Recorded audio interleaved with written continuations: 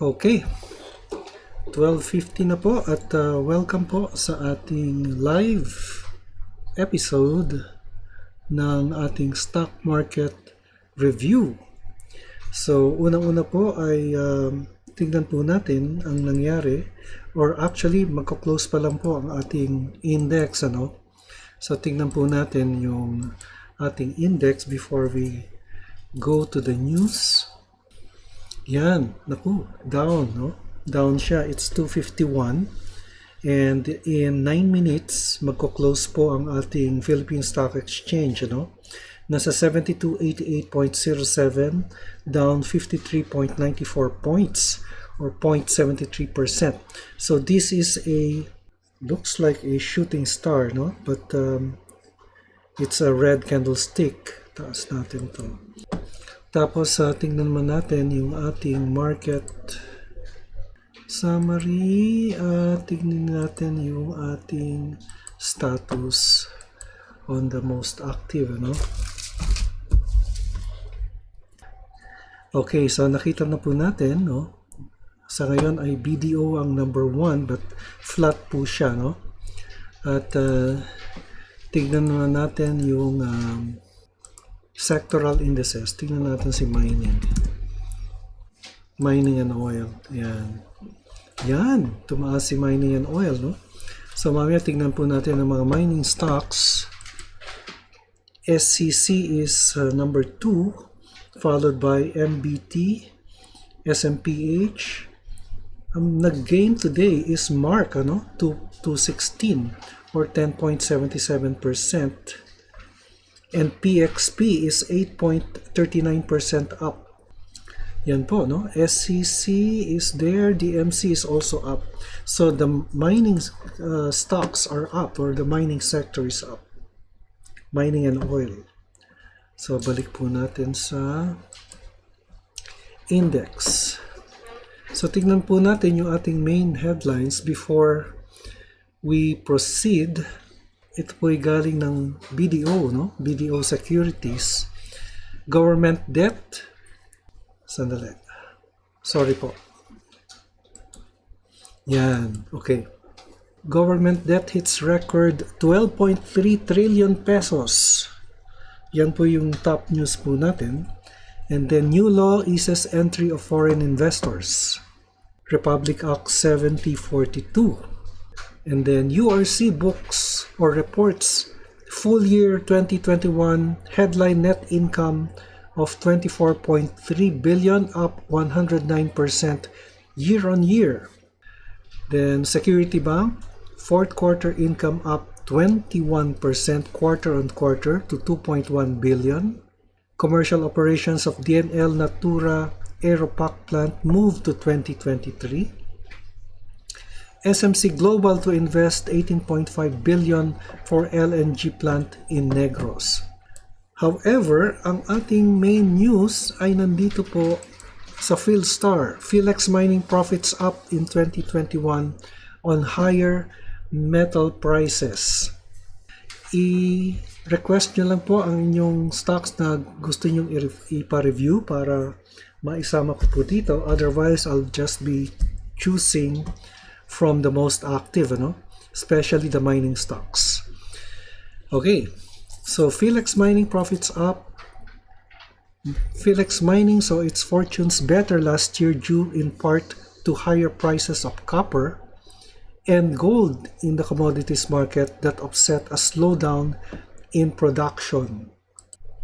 In a disclosure sent to the PSE on Monday, the Pangilinan-led mining firm saw its core net income balloon 118% in 2021 to 2.53 billion pesos compared to its 2020 haul of 1.16 billion.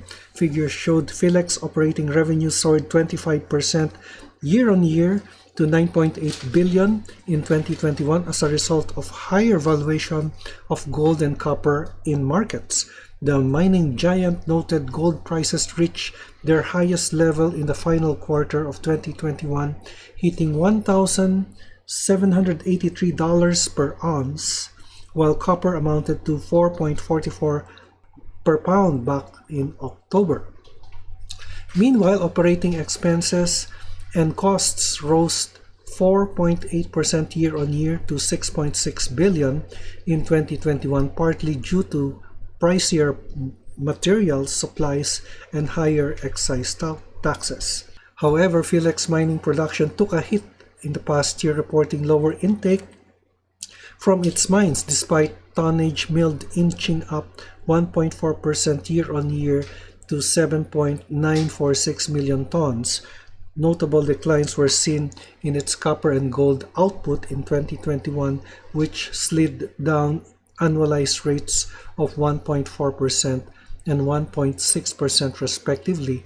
Oil-grade mining was flat year-on-year in 2021. For Philex, the sustained high prices of copper and gold in global markets provided them with continuing window of opportunity, such as exploiting increased production in their Padcal mine, while prices trended up. The firm said they prolonged the operations of the mining site in Benguet until December 2024. So meron po siyang bagong mining project. Ito po yung Silangan, nasa Surigao del Norte po ito. And as the Padcal mine closes in December 2024, ay magkakaroon po ng operation na po si Silangan gradually. At the company said ay magkakaroon po siya ng stock rights. Pero so far po, ang dinedeclare pa lang po niya ay ang cash dividends. Wala pa po yung stock rights. Okay.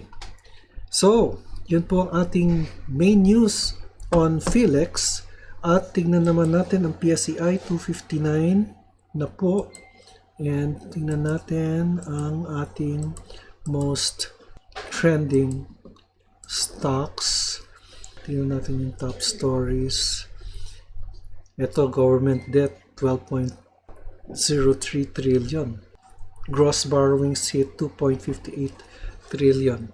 So 259, let's check. 7288.07. Let's refresh muna ha, para siguradong tama yung ating figura. Sulat lang po natin. Okay, kung gusto nyong ipa-review yung favorite stocks, paki-comment lang po sa comment box, no? Okay, 7288.07, down 53.94, 0.73% down. The PSE index closed at 7288.07, or 53.94 points down, 0.73% down, no? Yan. So, nagkaroon po ng red candlestick dito. It's a shooting star, but it's a shorter candlestick. So nakikita po natin na yung index po ay it's holding at support level at 7219.54. Yan po yung EMA 100. Market summary naman po, 147 companies declined, 66 advanced while 34 remained unchanged. The all-share index also declined 0.73%.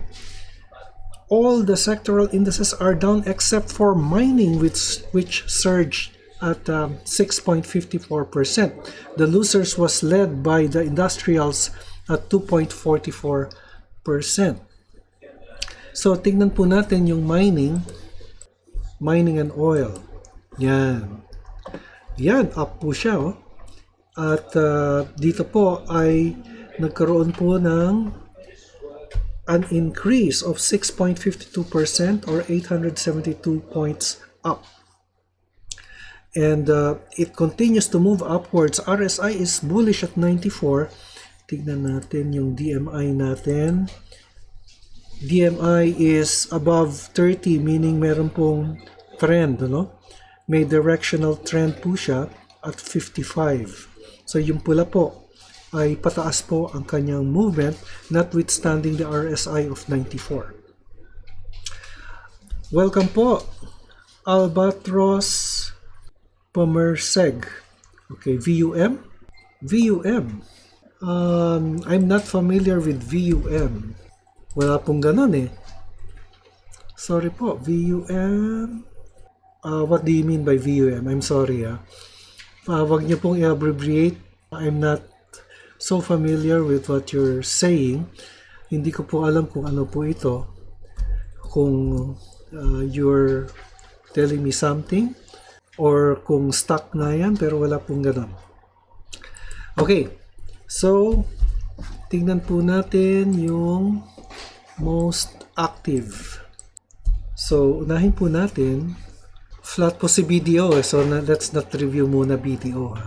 So puntahan po natin si SCC, tapos si MBT, and then SMPH, hindi, ICT muna, ICT, and then SPNEC.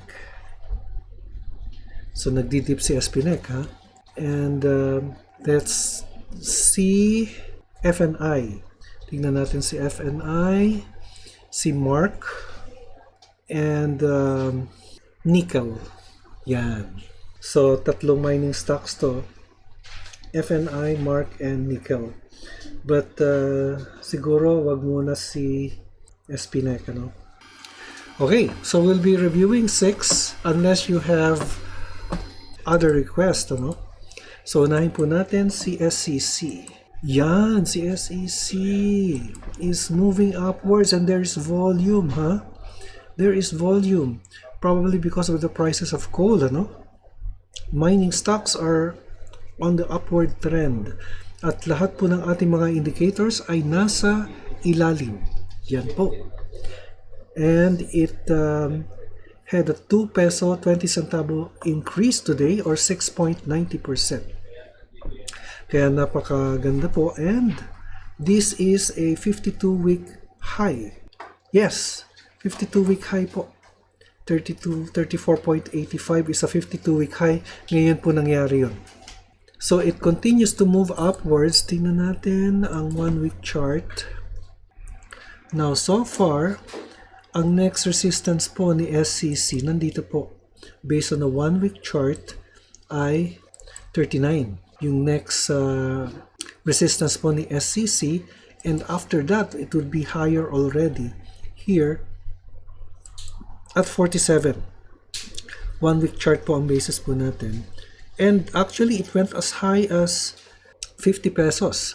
Yun po yung nangyari po yan noong September 2017, napakalayo na po noon. But yun po ang aking nakikita dito, 39.11.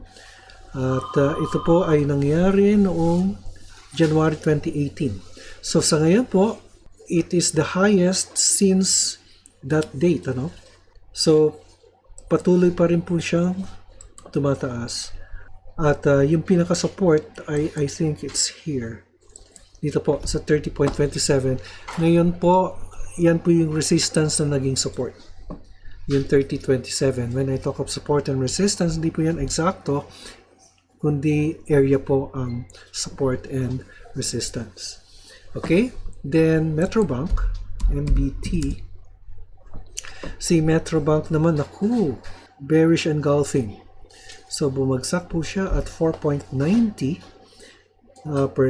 nasa 55.30, pero resilient naman po, index stock po itong Metrobank.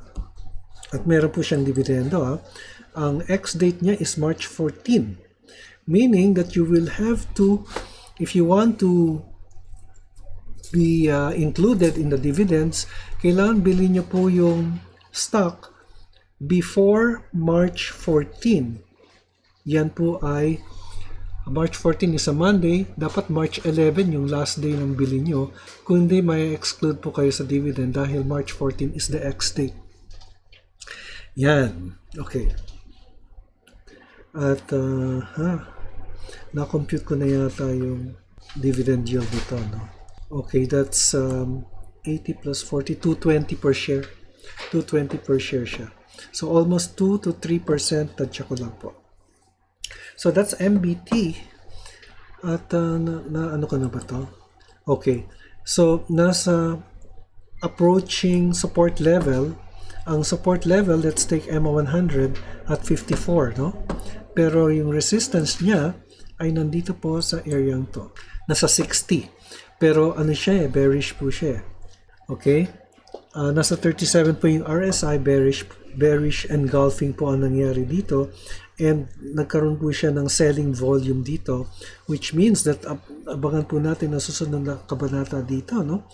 Kasi yung 50 and 20-day exponential ay nasa itaas na po ng closing price, meaning merong pong panganib na mag-turn bearish na po itong MBT unless magkaroon siya ng bounce on Monday with EMA 100 acting as the support.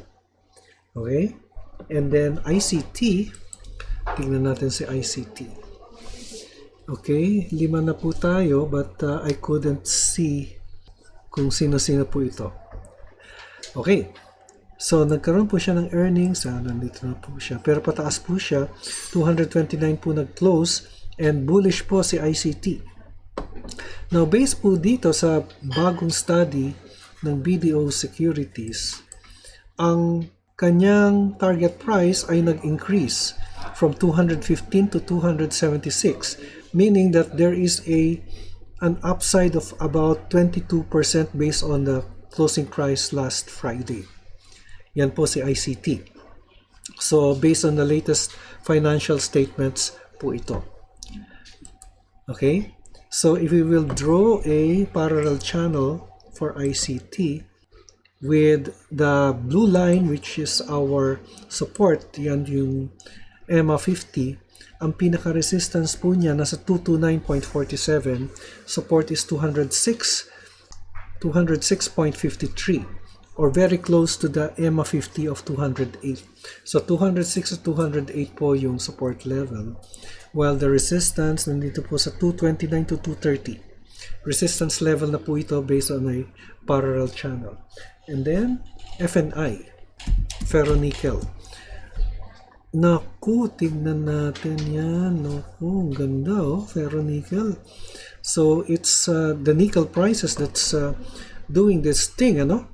At kung titingnan po natin yung nickel prices, overbought na po ito at 80, but again, we'll look at the DMI, and the DMI has a directional movement of 40, meaning notwithstanding the RSI overbought level of 80, it will continue to move up. Tingnan natin ang presyo ng nickel. Sa world market, nickel futures, tingnan natin. Yan. Nickel prices. Nasa 29. I just couldn't do the candle But if we will do a 1 week, ayan pataas siya. Kaya lang hindi siya, hindi siya candle Area siya Area yung chart na lumalabas Hindi ko lang ma-invoke yung candle. Okay, nevertheless, nickel prices is at an all-time, looks like an all-time high. The last time it went that way, more or less, nandito po sa February 2011 pa. Tapos noong 2007, it went as high as 5,000 something or 54,000 something. Pero napakalayo na po nun. So balik po tayo sa nire-review natin FNI. Yan. Okay, so nasa resistance level na po siya. And we'll do the 1 week yan. Yan po yung resistance level po niya. Okay, nasa 312 po. Resistance level 310 to 312. And the next resistance level is let's do a 1 week chart. Nandito na po siya. Nasa 423 yung next resistance level based on the 1 week chart, and that was since November 2016. So napakalayo na po niya. But the prices of nickel continues to soar in the world market. Yung nickel futures po tinignan natin kanina. Okay? And then after FNI, Mark. Maliit lang na kumpanya ito, but balik natin sa 1 day. Yan. Okay, so nagkaroon siya ng breakout po, no? Kasi it started at 196, but now it's 216 or 10.77% up. And again, this is a 52-week high. So, 1 week chart, tingnan natin. Ito po yung support niya, nandito po, no? Na resistance na naging support. At yung next resistance level ay makikita po natin here. Nandito po sa 266 yung next resistance level. At yan po yung presyo noong January 2017 pa. So, patuloy pong tumataas ang mga kumpanyang nagmamine ng nickel, gold, and copper, particularly nickel. So, ito po ay isang breakout dahil above average volume, and this is the highest since 2017. Yan po. At dito po ay nagkaroon ng breakout na rin, nagkaroon ng pullback, and then another breakout pataas. So, yung pinaka-breakout level po ay nasa 2 pesos. Kung nakabili po kayo during the pullback, congratulations. Okay. And then finally, we have nickel. Yan. Ako. Walang gaanong volume pero tumaas po siya ng 554, no? Or 46 centavos up as nickel prices continues to influence the stock. So, nasa 46 na po. At tignan natin yung 1 week chart so we can find out. So, it's approaching resistance po. Kasi yung resistance po ay nandito 8.93 to 9 pesos po yung pinaka-resistance ni nickel, and this occurred on January 2015. So napakalayo na po yung historical data natin dito, no? At yung ating RSI is already overbought. Tingnan natin yung DMI. Okay, it's at 32, meaning that it will continue to move up notwithstanding the RSI. Kahit na po overbought ang RSI po natin, ay the prices will continue to move up dahil meron na pong directional movement ang stock. Okay, yan po ang ating report sa stock market March 7, 2022. Ito po si Benji Chadoro nagpapaalala, an investment in knowledge pays the best interest. Maraming salamat sa inyong pagtangkilik at hanggang sa muli. Stay safe, God bless, and bye for now.